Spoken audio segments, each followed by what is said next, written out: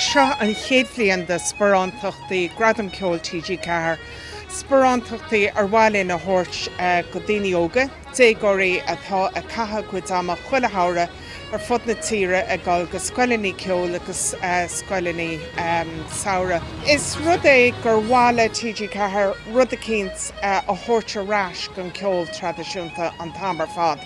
Tugann ceoltóirí tradiisiúnta a Ghradaim agus a gcuid dríochta agus a gcuid sciil ionta ceoil dúine ó 8 go 7 trís na clárcha ceoil tradiisiúnta Thír TG4 agus seo bailach eile atá againn le gur maigad rá as thucht an méid sin a thugann siad dúin. Tám tréis annach chud puirte a haint le daoine cáiliúla a scúscailí na ranganna. Tá mútóir Martin O'Donoghue in bhuana.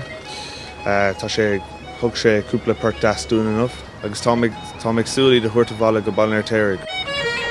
Come all the way down from Roma and I've went to the classes, learned lots of new tunes and met lots of new people, and it's been really fun so far. I was really excited to get down here to Milltown Malby and go to the classes. Learn lots of new piping technique and tunes. There's lots of good pipers as teachers and as players doing the classes as well. Tá súla go mé an bheirt óg seo a tháinig tríd an phróisis Sparánacht go mé siad ag na Ghradaim agus ní fis ach go bhfeiceáil ar an stáitse mór i mí feabhra se thugann.